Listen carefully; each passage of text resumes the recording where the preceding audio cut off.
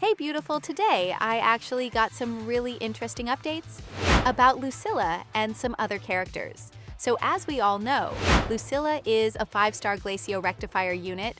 That part is basically confirmed at this point. But apart from her element and weapon type, the rest of the kit details are still based on current information and could obviously change later. Right now though, the newest info is pointing toward her having 2 separate resonance modes, one connected to Glacio Chafe and another connected to Echo Mechanics. And honestly, that explains so much about the weird info we were hearing earlier. At first people thought 2 modes, maybe stance switching, but now it's sounding more like Lucilla adapts depending on the team she's played in. One side of her kit seems focused on Glacio Chafe utilization, while the other side leans heavily into Echo interaction and Echo skill amplification. So instead of being locked into one niche, she might actually function as a bridge between completely different archetypes. And when you look at her expected combat roles, it gets even more interesting. She apparently has Concerto Efficiency, Basic Attack, or Echo Damage Support, Damage Amplification, Echo Skill Amplification, and Glacio Chafe Utility all packed into one kit.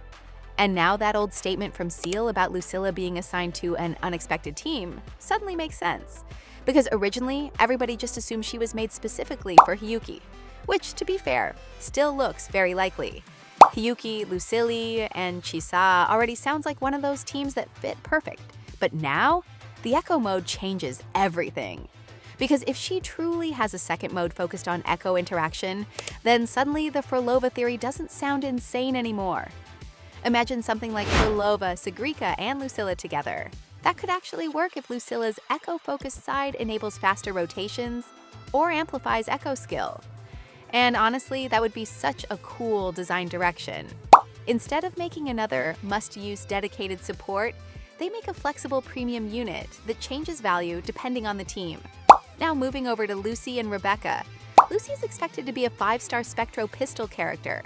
And from current information, she seems designed as a main DPS with heavy attack focus, basic attack amplification, and something called Tune Hack Response. Then Rebecca is expected to be a 5-star Havoc pistol unit.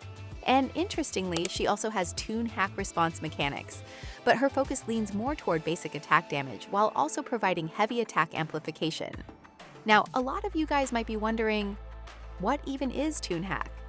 Well, from the current information, it seems to be a twisted or upgraded variation of the normal tune mechanics, specifically designed around Lucy and Rebecca's kits. And honestly, the way both characters are designed makes it feel very intentional, like Kuro wants these two to work together. Because if you look at their roles closely, Lucy is mainly focused on heavy attack damage while amplifying basic attacks, whereas Rebecca seems to lean toward basic attack damage while amplifying heavy attacks. So their kits almost complete each other.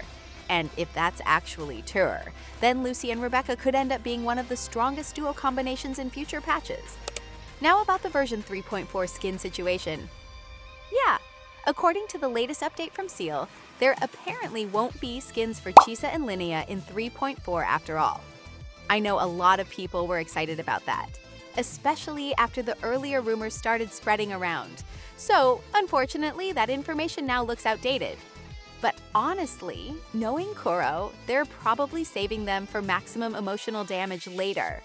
They'll wait until everyone is broke from pulling Lucilla, and then suddenly drop premium skins like a finishing move. Now moving into the 3.5 updates, because this part sounds genuinely insane. So yes, Electro Rover is still expected to arrive in 3.5, but now we've got more details about the dual weapon system. Apparently Rover won't just use the normal sword alongside the crossbow-like weapon.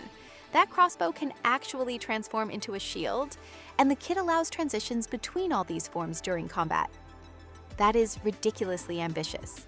And the craziest part is the report saying Electro Rover's moveset combines elements from all 3 existing Rover playstyles. Which honestly sounds like Kuro is trying to create the ultimate protagonist version of Rover. And if Kuro actually pulls this off smoothly, Electro Rover might become one of the coolest MC kits in gacha gaming.